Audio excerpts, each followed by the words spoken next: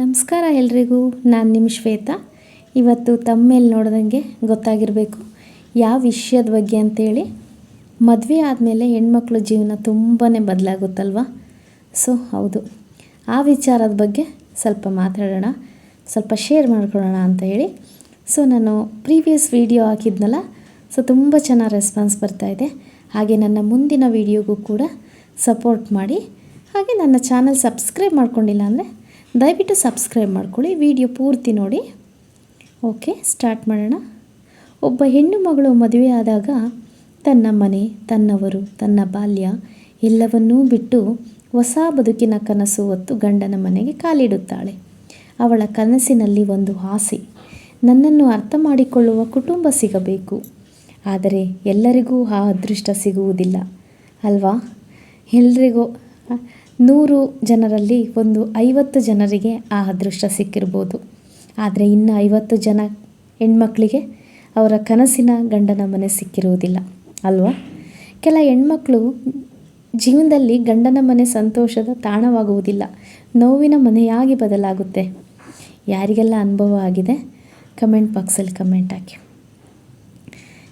ಬೆಳಗ್ಗೆ ಬೇಗ ಎದ್ದ ಕ್ಷಣದಿಂದಲೇ ನಿನಗೇನು ಗೊತ್ತಿಲ್ಲ, ನಮ್ಮನೆ ಪದ್ಧತಿ ಈಗಲ್ಲ, ನೀನು ಮಾಡಿದ್ದೆಲ್ಲ ತಪ್ಪು ಎಂಬ ಮಾತುಗಳು 1 ದಿನ, 2 ದಿನ, ತಿಂಗಳು, ವರ್ಷ ಹೀಗೆ ಕೇಳುತ್ತಾ ಒಬ್ಬ ಹೆಣ್ಣಿನ ಆತ್ಮವಿಶ್ವಾಸವೇ ಕೂಗೋಗ್ಬಿಡುತ್ತೆ ಅಲ್ವಾ.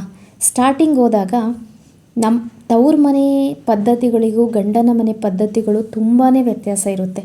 ಸೊ ಈ ಗಂಡನ ಮನೆಯಲ್ಲೇ ಒಂದು ರೀತಿ ಆಚಾರ, ರೀತಿ, ನೀತಿ, ಸಂಪ್ರದಾಯಗಳು, ಪೂಜೆ ಪುನಸ್ಕಾರಗಳು ಇದ್ದರೆ ತವ್ರ ಮನೆಯಲ್ಲೇ ಬೇರೆ ರೀತಿ ಇರುತ್ತೆ ಅಲ್ವಾ. ಸೊ ಹಾಗಾಗಿ ಗಂಡನ ಮನೆಗೆ ಬಂದಾಗ ಸಡನ್ನಾಗಿ ನೀವು ನನ್ನ ಮನೆಗೆ ಇರುವಂತಹ ಎಲ್ಲ ಒಂದು ವಿಚಾರಗಳಿಗೂ ನೀವು ಬದಲಾಗಬೇಕು, ಅಡ್ಜಸ್ಟ್ ಆಗಬೇಕು ಅಂತ ಹೇಳಿದರೆ ತುಂಬಾ ಕಷ್ಟ ಆಗುತ್ತೆ ಅಲ್ವಾ. ಹಾಗಾಗಿ ಆವಾಗಿಂದನೇ ಈ ರೀತಿ ಸ್ಟಾರ್ಟಿಂಗಿಂದನೇ ಈ ರೀತಿ ಹೇಳೋದ್ರಿಂದ ಒಂದು ಹೆಣ್ಣಿನ ಮನಸ್ಸಿಗೆ ಸ್ಟಾರ್ಟಿಂಗಲ್ಲೇ ಹೊಡೆತ ಬೀಳೋದು, ನೋವಾಗೋದು, ಮನಸ್ಸು ಒಡೆದೋಗೋದು ಇದೇ ರೀತಿ. ಕೆಲವೊಂದು ಸತಿ ಮನೆ ಹಿರಿಯರು ಹೇಳ್ದಂತಹ ಮಾತು ಕೇಳಬೇಕಾಗುತ್ತೆ.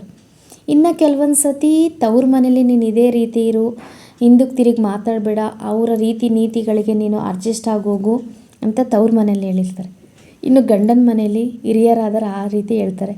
ಇನ್ನು ಗಂಡ ಹೊಸಬ, ಜೀವನದಲ್ಲಿ ಹೊಸಬ, ಅವನ ಹತ್ರನೂ ಹೇಳ್ಕೊಳಂಗಿರಲ್ಲ, ಯಾರ ಹತ್ರನೂ ಹೇಳ್ಕೊಳಂಗಿರಲ್ಲ.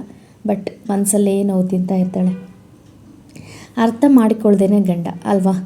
ಒಬ್ಬ ಹೆಣ್ಣಿಗೆ ಎಲ್ಲಕ್ಕಿಂತ ಹೆಚ್ಚು ನೋವಾಗೋದು ಯಾವಾಗ ಗೊತ್ತಾ, ಇಡೀ ಜಗತ್ತು ವಿರುದ್ಧ ನಿಂತರೂ ಪರವಾಗಿಲ್ಲ, ಆದರೆ ತನ್ನ ಗಂಡನೇ ತನ್ನ ನೋವನ್ನು ಅರ್ಥ ಮಾಡಿಕೊಳ್ದಿದ್ದಾಗ ಹೇಗಾಗಲ್ಲ ಅಲ್ವಾ. ಅವಳು ಹೇಳುವ ಪ್ರತಿಯೊಂದು ನೋವು ನೀನೇ ಅಡ್ಜಸ್ಟ್ ಮಾಡ್ಕೋ ಎಂಬ ಉತ್ತರ ಮುಗಿದು ಬಿಡುತ್ತದೆ. ಆಗ ಅವಳ ಹೃದಯ ಮೌನವಾಗುತ್ತದೆ ಅಲ್ವಾ. ಈ ಅನುಭವ ನನಗೂ ಕೂಡ ಆಗಿದೆ. ಯಾರಿಗೆಲ್ಲ ಈ ಅನುಭವ ಆಗಿದೆ ಕಮೆಂಟ್ ಬಾಕ್ಸಲ್ಲಿ ಹಾಕಿ. ಯಾಕಂದರೆ ನಾನು ಯಾವುದೇ ವಿಚಾರಗಳನ್ನೇ ಆಗಲಿ ಮುಚ್ಚು ಮರೆಯಲ್ಲಿಡಲ್ಲ. ಯಾಕೆ ಅಂದರೆ ಸೊ ನನ್ನ ಒಂದು ಫೀಲಿಂಗ್ಸ್ನಾಗಲಿ, ನನ್ನ ಒಂದು ಭಾವನೆಗಳನ್ನಾಗಲಿ, ನನ್ನ ಒಂದು ಜೀವನದಲ್ಲಿ ನಡೆಯುವಂತಹ ಘಟನೆಗಳನ್ನಾಗಲಿ ಹೇಳ್ಕೋಬೇಕು ಅಂತ ಏನು ರೂಲ್ಸ್ ಇಲ್ಲ. ಕೆಲವೊಂದು ಘಟನೆಗಳನ್ನು ಹೇಳ್ಕೋಬಾರ್ದು, ಕೆಲವೊಂದನ್ನು ಹೇಳ್ಕೋಬೇಕು. ಕೆಲವೊಂದು ಹೇಳ್ಕೊಂಡ್ರೆ ಮಾತ್ರ ಅದಕ್ಕೆ ಯಾರ ಹತ್ರನೂ ಹೇಳ್ಕೊಳಕ್ಕಾಗಲ್ಲ. ಹಾಗಾಗಿ ಗಂಡನ ಹತ್ರನೂ ಹೇಳ್ಕೊಳಕ್ಕಾಗಲ್ಲ, ಯಾರ ಹತ್ರನೂ ಹೇಳ್ಕೊಳಕ್ಕಾಗಲ್ಲ, ಫ್ರೆಂಡ್ಸ್ ಹತ್ರ ಹೇಳ್ಕೊಳಕ್ಕಾಗಲ್ಲ, ರಿಲೇಟಿವ್ ಹತ್ರ ಹೇಳ್ಕೊಳಕ್ಕಾಗಲ್ಲ. ಸೊ ನನಗೆ ಒಂದೇ ಒಂದು ಅವಕಾಶ ಸಿಕ್ಕಿರೋದು ನನ್ನ ಯೂಟ್ಯೂಬ್ ಚಾನಲಲ್ಲಿ. ಸೊ ನನ್ನ ಕೆಲವೊಂದು ಘಟನೆಗಳು ಎಲ್ಲ ಅಂತಲ್ಲ, ಅವಶ್ಯಕತೆಗೆ ಇರುವಂಥವು ಹೇಳ್ಕೊಳೋ ಅಂಥ ಘಟನೆಗಳನ್ನು ನಾನು ಇಲ್ಲಿ ಶೇರ್ ಮಾಡ್ಕೋತೀನಿ. ಯಾಕಂದರೆ ಎಷ್ಟೋ ಜನರ ಜೀವನದಲ್ಲಿ, ಹೆಣ್ಮಕ್ಳ ಜೀವನದಲ್ಲಿ ಇದು ನಡೆದೋಗಿರುತ್ತೆ. ಆದರೆ ಶೇರ್ ಮಾಡ್ಕೊಳೋದಕ್ಕೆ ಒಂಥರ ಮುಜುಗರ, ಭಯ, ಯಾರು ಏನು ಅನ್ಕೋತಾರೋ ಏನೇನೋ. ಬಟ್ ನನಗೂ ಅನಿಸುತ್ತೆ ಒಂದು ಸತಿ ಯಾರು ಏನು ಅನ್ಕೋತಾರೋ ಏನೋ ಅಂತ ಹೇಳಿ. ನಾನಿರೋದೇ ಹೀಗೆ, ನಾನು ಲೈಫ್ ಮಾಡ್ತಿರೋದೇ ಹೀಗೆ, ನನ್ನ ಜೀವನ ಮಾಡ್ತಿರೋದೇ ಹೀಗೆ. ಹಾಗಾಗಿ ಶೇರ್ ಮಾಡ್ಕೋತಾ ಇದ್ದೀನಿ.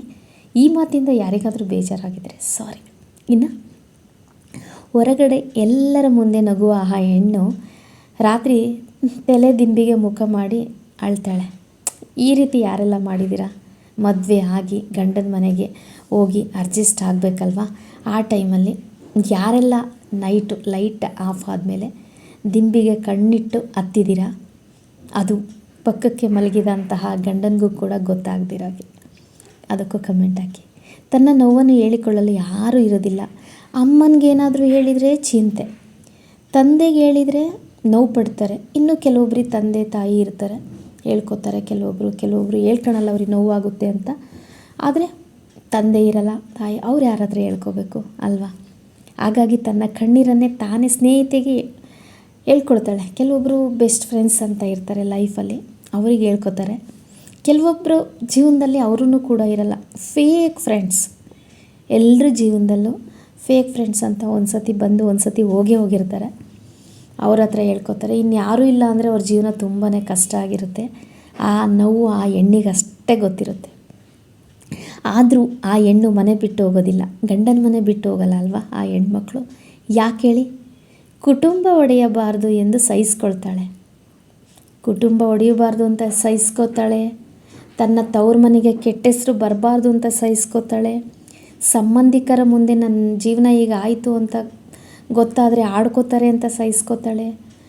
ನನ್ನ ಸ್ನೇಹಿತರು, ಕಾಲೇಜ್ ಫ್ರೆಂಡ್ಸು, ಸ್ಕೂಲ್ ಫ್ರೆಂಡ್ಸು ಯಾರೇ ಆಗಿರಲಿ ಗೊತ್ತಾದರೆ ಇವಳ ಲೈಫ್ ಈಗ ಆಗಿದೆ ಅಂತ ಸಫರ್ ಪಡೋಕ್ಕಿಂತ ಹೆಚ್ಚಿಗೆ ಖುಷಿ ಪಡೋರೆ ತುಂಬ ಜನ ಇರ್ತಾರೆ. ಹಾಗಾಗಿ ಎಲ್ಲನೂ ಸಹಿಸ್ಕೋತಾಳೆ. ಅದಕ್ಕೆ ಹೇಳೋದು ಹೆಣ್ಣಿಗೆ ಸಹನಾ ಮೂರ್ತಿ ಅಂತ ಹೇಳಿ ಅಲ್ವಾ? ಇನ್ನೊಂದು ಮೇಯ್ನಾಗಿ ಹೊಸ್ದಾಗಾದರೆ ಓಕೆ, 1, 2 ವರ್ಷ 3 ವರ್ಷ, ಸೊ ಮಕ್ಕಳಾಗಲೇಬೇಕು ಅಲ್ವಾ? ಮಕ್ಕಳ ಭವಿಷ್ಯ, ಮಕ್ಕಳೇನಾದರೂ ಇದ್ದರು ಅಂದರೆ ಮಕ್ಕಳ ಭವಿಷ್ಯಕ್ಕಾಗಿ ಎಲ್ಲನೂ ಸಹಿಸ್ಕೋತಾಳೆ. ಎಂಥ ಕಷ್ಟ ಬರಲಿ, ಅತ್ತೆ ಮನೆಯಲ್ಲಿ ಎಂಥ ದೊಡ್ಡ ಕಷ್ಟ ಬರಲಿ, ಅತ್ತೆಯಿಂದ ಬರಲಿ, ಮಾವನಿಂದ ಬರಲಿ, ನಾದಿನಿಯಿಂದ ಬರಲಿ, ಮನೆಯ ಸದಸ್ಯ, ಗಂಡನ ಮನೆ ಸದಸ್ಯರು ಯಾರಿಂದನೇ ಬರಲಿ, ಅದಕ್ಕೂ ಹೆಚ್ಚಾಗಿ ಗಂಡನಿಂದನೇ ಬರಲಿ, ಅದನ್ನು ಸಹಿಸ್ಕೋತಾಳೆ. ಯಾಕೆ ಹೇಳಿ? ಮಕ್ಕಳು ಅವಳ ಕರುಳ ಬಳ್ಳಿ, ಅಷ್ಟು ಸ್ಟ್ರಾಂಗ್ ಇರುತ್ತೆ ಅವಳ ಬಾಂಡಿಂಗು. ಈಗ ಬಿಟ್ಟೋಗೋದು ದೊಡ್ಡದಾಗಲ್ಲ, ಗಂಡನ ಮನೆ ಏನಾಗಲಿ, ಗಂಡನ್ನೇ ಆಗಲಿ, ಗಂಡನ ಮನೆಯನ್ನೇ ಆಗಲಿ. ಆದರೆ ಮುಂದೆ ಮಕ್ಕಳ ಭವಿಷ್ಯಕ್ಕೆ ತುಂಬಾ ಒಂದು ಏನಾಗುತ್ತೆ, ಹೇಳೋದಕ್ಕೆ ಆಗಲ್ಲ ವರ್ಡ್ಸು, ಅಷ್ಟು ಒಂದು ಎಫೆಕ್ಟ್ ಆಗುತ್ತೆ. ಹಾಗಾಗಿ ಮಕ್ಕಳಿಗೋಸ್ಕರ ಎಲ್ಲನೂ ಸಹಿಸ್ಕೋತೇ ಬೇಕು ಅಲ್ವಾ? ಎಲ್ಲೋ ಇತ್ತೀಚಿನ ದಿನಗಳಲ್ಲಿ ಕೆಲವೊಬ್ಬರು ಹೆಣ್ಮಕ್ಳು ತಮ್ಮ ಕಷ್ಟಗಳಿಗೆ ಸ್ಪಂದಿಸದೇ ಇರೋ ಗಂಡನ್ನಾಗಿರ್ಬೋದು, ಗಂಡನ ಮನೆಯನ್ನಾಗಿ ತವ್ರ ಮನೆಗೂ ಹೇಳ್ದೇ, ತವ್ರ ಮನೆಯೂ ಸಪೋರ್ಟ್ ಇಲ್ದಲೆ, ಗಂಡನ ಮನೆಯೂ ಸಪೋರ್ಟ್ ಇಲ್ದಲೆ ಇಂಡಿಪೆಂಡೆನ್ಸ್ ಲೈಫ್ ಮಾಡ್ತಿದ್ದಾರೆ. ಓಕೆ, ಒಪ್ಕೊಳ್ಳೋಣ. ಮತ್ತು ಅವ್ರ ಧೈರ್ಯ ಇರುತ್ತೆ, ಇಂಡಿಪೆಂಡೆಂಟ್ ಲೈಫ್ ಮಾಡ್ತಾರೆ. ಆದರೂ ಅವರಿಗೆ ಆದಂತಹ ಒಳಮನಸ್ಸಿರುತ್ತೆ ಅಲ್ವಾ? ನನ್ನವರಿಲ್ಲ, ತನ್ನವರಿಲ್ಲ, ನನ್ನ ಸಮಾಜದಲ್ಲಿ ಇಂಡಿಪೆಂಡೆಂಟಾಗಿ ಬದುಕಬೇಕು, ಎದುರಿಸ್ಬೇಕು. ನೋವು ಎಲ್ಲ ಹೆಣ್ಮಕ್ಳಿಗೂ ಇರುತ್ತೆ. ಎಂಥ ಐಷಾರಾಮಿ ಮನೇಲಿ ದುಡ್ಡಿರೋರಿಗೂ ಇರುತ್ತೆ, ಬಡವರಿಗೂ ಇರುತ್ತೆ. ಎಲ್ಲ ಹೆಣ್ಮಕ್ಳಿಗೂ, ನಾನು ಹೆಣ್ಮಕ್ಳು ಪರವಾಗಿ ಹೇಳ್ತಿದ್ದೀನಿ, ಹಾಗಂತ ಗಂಡು ಮಕ್ಳು ತಪ್ಪು ಅಂತ ಹೇಳ್ತಾ ಇಲ್ಲ. ಅವರದ್ದು ಕೂಡ ರಿಲೇಟೆಡ್ ಆಗಿರೋ ವಿಡಿಯೋ ನೆಕ್ಸ್ಟ್ ಹೇಳ್ತೀನಿ. ಅವರ ಮನಸ್ಸಿನ ಭಾವನೆಗಳು ಹೇಗಿರುತ್ತೆ ಅಂದರೆ ಮೀನ್ಸ್ ಹೆಣ್ಣನ್ನು ಮದುವೆ ಮಾಡ್ಕೊಂಬಂದಾದಮೇಲೆ ಇನ್ನು ಹೆಣ್ಮಕ್ಳು ತವ್ರ ಮನೆ ಮೇಲೆ ಅವರಿಗೂ ಯಾವ ಬಾಂಡಿಂಗ್ ಥರ ಕನೆಕ್ಟ್ ಆಗುತ್ತೆ ಅಂತ ಹೇಳಿ. ಸೊ ಹಾಗಾಗಿ ಎಲ್ಲನೂ ಸಹಿಸ್ಕೋತಾರೆ. ಅದು ಕೂಡ ಒಂದು ದೊಡ್ಡ ಸವಾಲು ಜೀವನದಲ್ಲಿ. ಗಂಡನ ಮನೆಯವರಿಗೆ ಆದ ಒಂದು ಮಾತು, ನನ್ನ ಮಾತು ಅಷ್ಟೇ, ತಪ್ಪು ತಿಳ್ಕೊಬೇಡಿ. ಮನೆಗೆ ಬಂದ ಸೊಸೆ ಕೆಲಸ ಮಾಡೋ ಯಂತ್ರ ಅಲ್ಲ ಅಲ್ವಾ? ಅವಳಿಗೂ ಮನಸ್ಸಿದೆ, ಭಾವನೆಗಳಿದೆ, ಕನಸುಗಳಿವೆ, ಗೌರವ ಬೇಕು, ಪ್ರೀತಿ ಬೇಕು, ಅರ್ಥ ಮಾಡಿಕೊಳ್ಳೋರು ಬೇಕು ಅಲ್ವಾ? ಎಲ್ರಿಗೂ ಬೇಕು, ನನಗೂ ಬೇಕು. ಒಬ್ಬ ಹೆಣ್ಣು ಮಗಳು ಮನೆ ಬಿಟ್ಟು ಬಂದಾಗ ಅವಳು ಕೇವಲ ಸೊಸೆಯಾಗಿ ಬರೋದಿಲ್ಲ, ಯಾರೋ ಒಬ್ಬರ ಮಗಳಾಗಿ ಬರ್ತಾಳೆ ಅಲ್ವಾ? ನೀವು ಅವಳಿಗೆ ಕೊಡೋ ನೋವು ಒಬ್ಬ ತಾಯಿ ಹೃದಯಕ್ಕೂ ನೋವಾಗುತ್ತೆ ಅಲ್ವಾ? ಆದ್ದರಿಂದ ಹೆಣ್ಣಿನ ಕಣ್ಣೀರನ್ನು ದುರ್ಬಲತೆ ಅಂತ ಭಾವಿಸ್ಬೇಡಿ, ಅದು ಅವಳ ಸಹನೆಯ ಕೊನೆಯ ಹಂತವಾಗಿರುತ್ತೆ. ಹೆಣ್ಣನ್ನು ಗೌರವಿಸಿ, ಪ್ರೀತಿಸಿ, ಅರ್ಥ ಮಾಡ್ಕೊಳ್ಳಿ. ಏಕೆಂದರೆ ಒಂದು ಹೆಣ್ಣು ಸಂತೋಷ ಆ ಮನೆ ಹೆಣ್ಣಿನ ನಗುವಿನಲ್ಲಿ ಅಡಗಿದೆ ಅಲ್ವಾ? ಪ್ರತಿಯೊಂದು ಈಗ ಇಷ್ಟೆಲ್ಲ ಪ್ರಾಬ್ಲಮ್ ಆಗ್ತಾ ಇರುತ್ತೆ ಗಂಡು ಮನೇಲಿ. ಸೊ ಅದಕ್ಕಂತ ಕೂತ್ಕೊಂಡ್ರೆ ಲೈಫ್ ಆಗುತ್ತಾ? ಇಲ್ಲ. ಈಗ ಏನಾಗಿದೆ ಅಂದರೆ ಕೆಲವೊಂದು ಸ್ಪೀಚ್ ಆಗಲಿ, ಒಂದು ವೀಡಿಯೋಸ್ ಆಗಲಿ ನೋಡಬೇಕಾದ್ರೆ ಮದುವೆಯಾಗಿ ಬಂದಿರೋ ಅಂತಹ ಹೆಣ್ಮಗಳು ಜಾಸ್ತಿ ಮಾತಾಡಿದರೆ ತುಂಬ ಮಾತಾಡ್ತಾಳೆ ಅಂತಾರೆ, ಕೋಪ ಮಾಡ್ಕೊಂಡಿದ್ದಾಳೆ ಅಂತಾರೆ, ಬೇಜಾರಾಗಿದ್ದರೆ ಯಾವಾಗ ನೋಡಿದರೂ ಅಳು ಮುಂಜಿ ಮುಖ ಹಾಕೊಂಡು ಕೂತಿರ್ತಾಳೆ ಅಂತಾಳೆ, ಅಳ್ತಾ ಇದ್ದರೆ ನೀನು ಅಳಬೇಡ, ನಮ್ಮಂತೆನ ಕಣ್ಣೀರು ಹಾಕಬೇಡ, ಒಳ್ಳೇದಾಗೋದಿಲ್ಲ ಅಂತ ಹೇಳ್ತಾರೆ. ಏನಾದರೂ ಕಂಪ್ಲೇಂಟ್ಸ್ ಹೇಳ್ತಾ ಇದ್ದರೆ ಯಾವಾಗ ನೋಡಿದರೂ ಕಂಪ್ಲೇಂಟ್ಸೇ ಹೇಳ್ತೀಯಲ್ಲ ಅಂತ ಹೇಳ್ತಾರೆ. ಗಂಡನ ಕಂಪ್ಲೇಂಟ್ಸ್ ಆಗಿರ್ಬೋದು, ಗಂಡನ ಮನೆಯವ್ರ ಕಂಪ್ಲೇಂಟ್ಸ್ ಆಗಿರ್ಬೋದು ಅಲ್ವಾ? ಏನೇ ಮಾಡಿದ್ರೂ ಅಲ್ಲಿ ವಾತಾವರಣಕ್ಕೆ ಅಡ್ಜಸ್ಟ್ ಆಗೋದಕ್ಕೆ ತುಂಬಾ ಟೈಮ್ ಬೇಕು ಹೆಣ್ಮಕ್ಳಿಗೆ ಅಲ್ವಾ. ಸೊ ಗಂಡನಾದವರು ಸೊ ಅರ್ಥ ಮಾಡ್ಕೋಬೇಕು.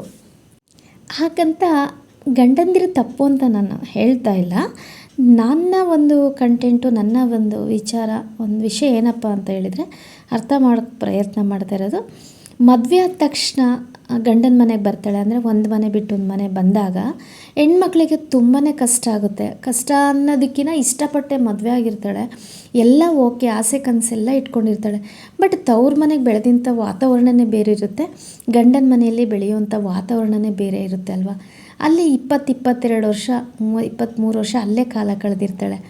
ಸೊ ಅಲ್ಲಿ ಒಂದು ಹಂತ ಆಗಿರುತ್ತೆ, ಅವಳ ಲೈಫ್ ಸ್ಟೈಲ್ ಎಲ್ಲ ಚೇಂಜ್ ಇರುತ್ತೆ, ಊಟ ಸ್ಟೈಲ್ ಚೇಂಜ್ ಇರುತ್ತೆ, ನಿದ್ದೆ ಸ್ಟೈಲ್ ಚೇಂಜ್ ಇರುತ್ತೆ, ಮಾತಿನ ಸ್ಟೈಲ್ ಚೇಂಜ್ ಇರುತ್ತೆ, ಬಟ್ಟೆ ಪ್ರತಿಯೊಂದು ಒಂದು ಜೀವನದ ಸ್ಟೈಲ್ಸೇ ಚೇಂಜೇ ಇರುತ್ತೆ. ಒಂದೇ ಸರಿ ಸಡನ್ನಾಗಿ ಬಂದು ಗಂಡನ ಮನೆ ಲೈಫಿಗೆ ಅಡ್ಜಸ್ಟ್ ಆಗಬೇಕು ಅಂದರೆ ಅವಳಿಗೂ ಸ್ವಲ್ಪ ಕಷ್ಟ ಆಗುತ್ತೆ. ಸೊ ಹಾಗಾಗಿ ಎಲ್ಲದಕ್ಕೂ ಒಂದು ಅವಕಾಶ ಕೊಡಬೇಕು. ಅವಕಾಶ ಅನ್ನೋದಕ್ಕಿಂತ ಸಮಾಧಾನವಾಗಿರಬೇಕು ಅನ್ಕೋತೀನಿ ಗಂಡು ಮನೆಯವರು. ಯಾಕಪ್ಪ ಅಂತ ಹೇಳಿದರೆ ಬಂದ ತಕ್ಷಣವೇ ಕಂಪ್ಲೇಂಟ್ ಸ್ಟಾರ್ಟ್ ಆಗಿಬಿಡ್ತವೆ. ಹೆಂಗಪ್ಪ ಅಂದರೆ ಈಗ ಮನೆಯಲ್ಲಿರೋವಂಥ ಜನಗಳ ನಡುವೆ ಅನ್ನೋಕ್ಕಿಂತ ಈ ಅಕ್ಕಪಕ್ಕದ ಮನೆಯವ್ರು ಇರ್ತಾರಲ್ಲ, ಕಿತಾಪತಿ ಹೆಂಗಸರು ಕಿತಾಪತಿ ಜನಗಳು ನಂಗೆ ಗೊತ್ತಿಲ್ಲ. ಸೊ ಕೆಲವೊಂದು ವಿಚಾರಗಳು ನನ್ನ ಲೈಫಲ್ಲಿ ನಡೆದಿದ್ದಾವೆ. ಮನೆಯವರು ನನಗೆ ಕಂಪ್ಲೇಂಟ್ ಹೇಳೋದಕ್ಕಿಂತ, ಮನೆಯವರು ಅಡ್ಜಸ್ಟ್ ಆಗಿಲ್ಲ ಅಂತ ಹೇಳೋದಕ್ಕಿಂತ, ಈ ಅಕ್ಕಪಕ್ಕ ಮನೆಗೆ ಬಂದಿರ್ತಾರಲ್ಲ, ಏನು ಸೊಸೆ ಹೇಗೆ ಅಡುಗೆ ಮಾಡ್ತಾಳೆ, ಅಡುಗೆ ಮಾಡೋಕ್ಕೆ ಬರುತ್ತಾ, ಕೆಲಸ ಮಾಡೋಕ್ಕೆ ಬರುತ್ತಾ, ಚೆನ್ನಾಗಿ ಅಡ್ಜಸ್ಟ್ ಆಗಿದ್ದಾಳ, ಏನು ನಿಮ್ಮ ಸೊಸೆ ಹೆಂಗೆ ಏನು ಅಂತ ಹೇಳಿ ಮಾತಾಡೋದು. 1 2 ಟೈಮ್ 3 ಟೈಮ್ ಓಕೆ. ಆಮೇಲೆ ಹಂಗೆ ಪ್ರತಿದಿನ ಅವೇ ಕಂಟಿನ್ಯೂ ಅಕ್ಕಪಕ್ಕ ಇರಲೇಬೇಕಲ್ವ. ಅಯ್ಯೋ ನೀನು ಆ ಥರ ಇಟ್ಕೋ, ನೀನು ಈ ಥರ ಕಂಟ್ರೋಲಲ್ಲಿ ಇಟ್ಕೋ, ನೀನು ಈ ಥರ ಮಾಡು, ಆ ಥರ ಮಾಡು, ಆ ಥರ ಕೆಲಸ ಹೇಳು, ಈ ಥರ ಸ್ಟ್ರಿಕ್ಟಾಗಿರು, ಲೂಸ್ ಬಿಡಬೇಡ, ಈ ಥರ ಎಲ್ಲ ಸ್ಟಾರ್ಟ್ ಆಗ್ತವೆ. ಈಗ ಮನೆ ಒಂದು ಹೊಡಿಬೇಕು ಅಂತ ಹೇಳಿದರೆ ಮನೆಯವರು ಅಷ್ಟೇ ಅಲ್ಲ, ಅಕ್ಕಪಕ್ಕದ ಮನೆಯವರು ಕೂಡ ಇದಕ್ಕೆ ಕಾರಣರಾಗಿರ್ತಾರೆ. ಯಾಕೆಂದರೆ ಕೆಲವೊಂದು ಸುಮಾರಷ್ಟು ನಾನು ಅಬ್ಸರ್ವ್ ಮಾಡಿದ್ದೀನಿ, ತಮ್ಮ ಮನೆಯಲ್ಲೇ ಸುಮಾರಷ್ಟು ತಟ್ಟೆಯಲ್ಲಿ ಯಜ್ಞ ಬಿದ್ದಿರುತ್ತೆ, ಕಂಡವ್ರ ಮನೆ ತಟ್ಟೆಲಿರೋ ನೊಣ ತೆಗಿಯೋಕ್ಕೆ ಹೋಗ್ತಾರೆ ಜನ. ಏಕೆಂದರೆ ಅವ್ರ ಮನೆಯಲ್ಲೂ ಸೊಸೆ ಇರ್ತಾರೆ, ಗಂಡ್ಮಕ್ಳು ಇರ್ತಾರೆ, ಅವರು ಕೂಡ ಅವ್ರಿಗೂ ಆದಂತಹ ಸಂಸಾರ ಇರುತ್ತೆ. ಆದರೆ ಈ ಪಕ್ಕದ ಮನೆಯಲ್ಲಿ ಮದುವೆ ಬಂದಿರೋಂಥ ಸೊಸೆ ಹೆಂಗಿರ್ಬೋದು, ಹೆಂಗೆ ಅಡ್ಜಸ್ಟ್ ಆಗಿರ್ಬೋದು, ಹೆಂಗೆ ಅಡುಗೆ ಮಾಡ್ಬೋದು, ಏನೆಲ್ಲ ಅತ್ತೆ ಜೊತೆ ಅಡ್ಜಸ್ಟ್ ಆಗಿರ್ಬೋದು, ಫ್ಯಾಮಿಲಿ ಜೊತೆ ಅಡ್ಜಸ್ಟ್ ಆಗಿರ್ಬೋದು ಅಂತ ಕ್ಯೂರಿಯಾಸಿಟಿ ಹೆಚ್ಚಿಗೆಗಿನ ಈ ಗಾಸಿಪ್ಗಳು ಮಾಡೋದು ತುಂಬ ಜನ. ಆ ಎಕ್ಸ್ಪೀರಿಯೆನ್ಸ್ ನಂಗೆ ತುಂಬ ಆಗಿದೆ. ಅದರಿಂದ ಪ್ರತಿಯೊಂದು ಬೇರೆಯವ್ರ ಮನೆ ಬಗ್ಗೆ ಯೋಚನೆ ಮಾಡೋದೇ ಅಕ್ಕಪಕ್ಕದವ್ರು ಜಾಸ್ತಿ ಇರ್ತಾರೆ. ಎಲ್ಲ ಕಡೆ ಇರ್ತಾರೆ ಅಂತ ಹೇಳೋಕ್ಕಾಗಲ್ಲ. ಸೊ ನನ್ನ ಅನುಭವಕ್ಕೆ ಬಂದಿರೋ ಮಾತು, ಮೊದಲಿಗೆ ಹೋದಾಗೆಲ್ಲ ಚೆನ್ನಾಗೇ ಇರ್ತಾರೆ, ಈಗ ಹಚ್ಕೊಡೋ ಮಾತಿಂದ ಕೆಲವೊಂದು ಸುಮಾರಷ್ಟು ಫ್ಯಾಮಿಲಿಗಳೇ ಒಡೆದೋಗಿದ್ದಾವೆ. ಸೊ ಹಾಗಾಗಿ ನಾನು ಹೇಳೋದಿಷ್ಟೇ, ಅಡ್ಜಸ್ಟ್ ಆಗೋದಕ್ಕೆ ತುಂಬ ಟೈಮ್ ಬೇಕಲ್ವ. ನೀವು ಅತ್ತೆಯವ್ರಿಗಾದರೂ ಅಷ್ಟೇ, ಮಾವಂದ್ರಿಗಷ್ಟೇ, ಗಂಡು ಮನೆ ಪ್ರತಿಯೊಬ್ಬರಿಗೂ ಕೂಡ ನಾನು ಹೇಳೋದಿಷ್ಟೇ. ಸೊ ನೀವು ಫಸ್ಟಿಂದ ಅದೇ ಮನೆಗೆ ಇರ್ತೀರ, ಅದೆಲ್ಲ ಗೊತ್ತಿರುತ್ತೆ, ಓಕೆ. ಸೊ ಅವಳಿಗೂ ಸ್ವಲ್ಪ ಅವಕಾಶ ಕೊಡಿ. 1 ವರ್ಷ ಆಗ್ಬೋದು, 2 ವರ್ಷ ಆಗ್ಬೋದು. ಪ್ರತಿಯೊಂದರಲ್ಲೂ ತಪ್ಪು ಹುಡ್ಕೋದನ್ನು ಆದಷ್ಟು ಕಮ್ಮಿ ಮಾಡಿ. ಇನ್ನು ಮೇಯ್ನಾಗಿ ಇನ್ನೊಬ್ಬರು ಕೇಳೋವಂತಹ ಮಾತುಗಳಿಗೆ ರೆಸ್ಪಾನ್ಸ್ ಮಾಡಬೇಡಿ. ಬಟ್ ಅಂದರೆ ಮಾತಾಡಿಸ್ಬೇಡಿ ಅಂತ ಹೇಳ್ತಿಲ್ಲ. ಪ್ರತಿಯೊಂದು ನಿಮ್ಮ ಮನೆಯ ವಿಚಾರಗಳನ್ನು ನಿಮ್ಮ ಮನೆಯ 4 ಗೋಡೆ ಮಧ್ಯೆನೇ ಇಟ್ಕೊಳ್ಳಿ. ಅದು ಬಿಟ್ಟು ಅಯ್ಯೋ ನಮ್ಮ ಮನೇಲಿ ಹೀಗಾಯಿತು, ನಮ್ಮ ಮನೇಲಿ ಹಾಗಾಯಿತು, ನಮ್ಮ ಮನೇಲಿ ಹಂಗಂದ್ಲು ಸೊಸೆ, ಹಿಂಗಂದ್ಲು, ಅದನ್ನು ಮಾಡಿದ್ಲು, ಇದನ್ನು ಮಾಡಿದ್ಲು, ಇವೆಲ್ಲ ಆಲ್ಮೋಸ್ಟಲ್ಲೂ ನಿಮ್ಮ ಸೊಸೆ ನಿಮ್ಮ ಮನೆಗೆ ಅಷ್ಟೇ ಸೀಮಿತ. ಕಂಡರ ಮನೆಗಲ್ಲ, ಪಕ್ಕದ ಮನೆಯವ್ರಿಗೆಲ್ಲ, ಅಕ್ಕದ ಮನೆಯವ್ರಿಗೆಲ್ಲ.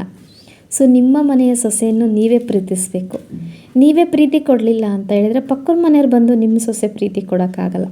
ಪಕ್ಕದ ಮನೆಯವರೇ ನಿಮ್ಮ ಮನೆ ಸೊಸೆ ನಿಮ್ಮ ಮನೆಯಳೆ ಅಲ್ವಾ.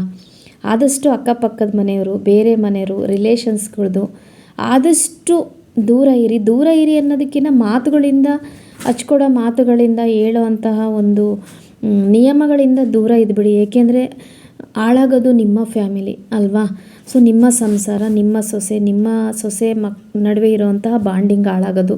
ಅತ್ತೆರಿಗಾದರೂ ಅಷ್ಟೇ, ಪ್ರತಿಯೊಬ್ಬರಿಗೂ ಹೇಳೋದಷ್ಟೇ, ಗಂಡನಿಗಾದರೂ ಹೇಳೋದಿಷ್ಟೇ. ಇನ್ನು ರಿಲೇಷನ್ಸು, ಅಕ್ಕ ತಂಗಿ ಎಲ್ಲರ ಜೊತೆ ಚೆನ್ನಾಗಿರ್ರಿ. ಬಟ್ ನಿಮ್ಮ ಸೊಸೆನಾಗಲಿ, ಮಗನಾಗಲಿ, ಮನೆಯಲ್ಲಿರೋ ಮೆಂಬರ್ಸ್ಗಳ ವಿಚಾರಗಳಾಗಲಿ ಬೇರೆ ಯಾರ ಹತ್ರನೂ ಹೇಳ್ಕೊಳಕ್ಕೆ ಹೋಗಬೇಡಿ. ವಿತ್ ರಿಲೇಟಿವ್ಸ್ಗೂ ಕೂಡ ನಾನು ಸೇರಿ ಹೇಳ್ತಾ ಇರೋದು. ಸೊ ಯಾಕಂದರೆ ಸುಮಾರಷ್ಟು ಇದು ಅನುಭವ ಆಗಿದೆ ಅನ್ನೋಕ್ಕಿಂತ ಬೇರೆಯವ್ರು ಹಚ್ಕೊಡೋ ಮಾತಿಂದನೇ ಕೂಡ ಸುಮಾರಷ್ಟು ಫ್ಯಾಮಿಲಿಗಳು ಒಡೆದೋಗಿದ್ದಾವೆ. ಅದ್ರ ಜೊತೆ ಮಾತುಗಳಾಗಲಿ, ಪ್ರೀತಿಗಳಾಗಲಿ, ವಿಶ್ವಾಸ ಎಲ್ಲನೂ ಹಾಳಾಗೋಗಿದೆ. ಸೊ ಹಾಗಾಗಿ ಆದಷ್ಟು ಅಂಥ ಜನದಿಂದ ದೂರ ಇರಿ. ಅವರ ಜೊತೆ ಯಾವ ಮಾತು ಅವಶ್ಯಕತೆ ಇರುತ್ತೋ ಆ ಮಾತನ್ನಷ್ಟೇ, ಅವಶ್ಯಕತೆ ಇರೋ ಮಾತುಗಳನ್ನಷ್ಟೇ ಆಡಿ. ಅನಾವಶ್ಯಕವಾಗಿ ತಮ್ಮ ಮನೆಯ ಸದಸ್ಯರ ಬಗ್ಗೆ ಮಾತಾಡೋಕ್ಕೆ ಹೋಗ್ಬೇಡಿ, ಹೇಳ್ಕೊಳಕ್ಕೆ ಹೋಗ್ಬೇಡಿ, ಶೇರ್ ಮಾಡ್ಕೊಳಕ್ಕೆ ಹೋಗ್ಬೇಡಿ. ಹಾಗಾದರೆ ನಿಮ್ಮ ಸಂಸಾರ ಇರ್ಬೋದು, ಫ್ಯಾಮಿಲಿ ಆಗಿರ್ಬೋದು ತುಂಬಾ ಚೆನ್ನಾಗಿರುತ್ತೆ.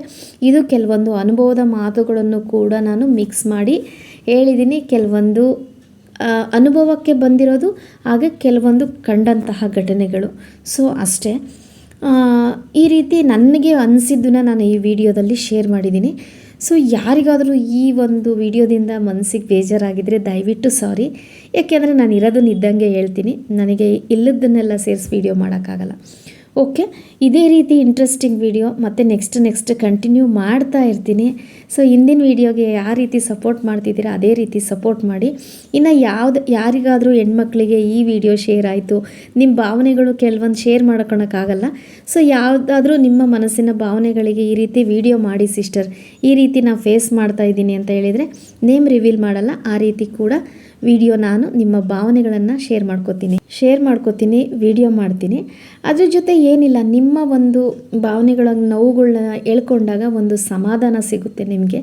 ಸೊ ಹಾಗಾಗಿ ಯಾವುದೇ ಒಂದು ನೋವಾಗಲಿ, ಒಂದು ಭಾವನೆಗಳನ್ನಾಗಲಿ ಮನಸ್ಸಲ್ಲಿ ಇಟ್ಕೋಬಾರ್ದು. ನಾವು ಎಷ್ಟು ನೋವಾಗಲಿ, ಅಳುವಾಗಲಿ ನಮ್ಮ ಮನಸ್ಸಲ್ಲಿ ಇಟ್ಕೋತೀವಲ್ವ, ಅದ್ರ ತುಂಬಾ ನೋವು ಅನುಭವಿಸ್ಬೇಕಾಗುತ್ತೆ. ಅದ್ರ ಜೊತೆ ಆರೋಗ್ಯದ ಸಮಸ್ಯೆಗಳನ್ನೂ ಕೂಡ ತುಂಬ ಫೇಸ್ ಮಾಡೋಕ್ಕಾಗುತ್ತೆ. ಸೊ ಅದೆಲ್ಲ ಫೇಸ್ ಮಾಡಿರೋದ್ರಿಂದ ನಾನು ಹೇಳ್ತಾ ಇದ್ದೀನಿ. ನಾನು ಎಲ್ರಿಗೂ ಅಡ್ವರ್ಟೈಸ್ ಮಾಡ್ಕೊಂಡು ಹೇಳ್ಕೊಂಡಂತೂ ಹೋಗಿಲ್ಲ. ಸೊ ನನಗೆ ಆ ಟೈಮಲ್ಲಿ ಈ ರೀತಿ ಎಲ್ಲ ಅನುಭವಗಳಾದಾಗ ನನಗೆ ಒಂದು ಫ್ರೆಂಡಾಗಿ ಸಿಕ್ಕಿದ್ದು ಈ ನನ್ನ ಸೋಷಿಯಲ್ ಮೀಡಿಯಾ ಅನ್ನೋದಕ್ಕಿಂತ ನಾನು ಕೆಟ್ಟದಕ್ಕಂತೂ ಯೂಸ್ ಮಾಡ್ಕೊತಾ ಇಲ್ಲ. ನನ್ನ ಭಾವನೆಗಳನ್ನು ಶೇರ್ ಮಾಡ್ಕೊತಾ ಇದ್ದೀನಿ. ಸೊ ಅದು ನನಗೆ ಸ್ಪಂದಿಸ್ತಾ ಇದೆ. ಹೇಗಪ್ಪ ಅಂತ ಹೇಳಿದ್ರೆ, ಕೆಲವೊಂದು ನೋವುಗಳಿಗೆ ಒಳ್ಳೊಳ್ಳೆ ಕಮೆಂಟು, ಒಳ್ಳೆ ಫ್ರೆಂಡ್ಸು, ಒಳ್ಳೆ ಸಿಸ್ಟರ್ಸು, ಬ್ರದರ್ಸು ಸಮಾಧಾನಗಳ ಮಾತುಗಳನ್ನ ಹೇಳ್ತಾ ಇದ್ದಾರೆ. ಅವು ನಂಗೆ ತುಂಬಾ ಇಷ್ಟ ಆಗ್ತಾಯಿದೆ. ಸೊ ನನ್ನವರು ಅಂತ ಇದ್ದಾರಲ್ಲ ಅಂತ ತುಂಬಾ ಖುಷಿ ಆಗ್ತಾಯಿದೆ. ಓಕೆ, ಈ ರೀತಿ ಇತ್ತು ಇವತ್ತಿನ ಈ ವಿಡಿಯೋ ಏನು ಅನ್ನಿಸ್ತು ಅಂತ ದಯವಿಟ್ಟು ಕಮೆಂಟ್ ಮಾಡಿ. ವಿಡಿಯೋ ಇಷ್ಟ ಆದರೆ ಲೈಕ್ ಮಾಡಿ, ಶೇರ್ ಮಾಡಿ, ಹಾಗೆ ಕಮೆಂಟ್ ಮಾಡಿ. ಸೊ ಕೊನೆಯದಾಗಿ ಏನು ಹೇಳ್ತಿದ್ದೀನಪ್ಪ ಅಂತ ಹೇಳಿದರೆ, ಸೊ ಎಲ್ಲ ಹೆಣ್ಮಕ್ಳಿಗೂ, ಮದುವೆ ಆಗಿರೋಂತಹ ಮನೆಗೆ ಹೋಗೋಂಥ ಹೆಣ್ಮಕ್ಳಿಗೆ ಸ್ವಲ್ಪ ಕಾಲ ಕೊಡಿ, ಪ್ರೀತಿ ಕೊಡಿ, ಟೈಮ್ ಕೊಡಿ, ಅವಕಾಶ ಕೊಡಿ. Thank you, bye.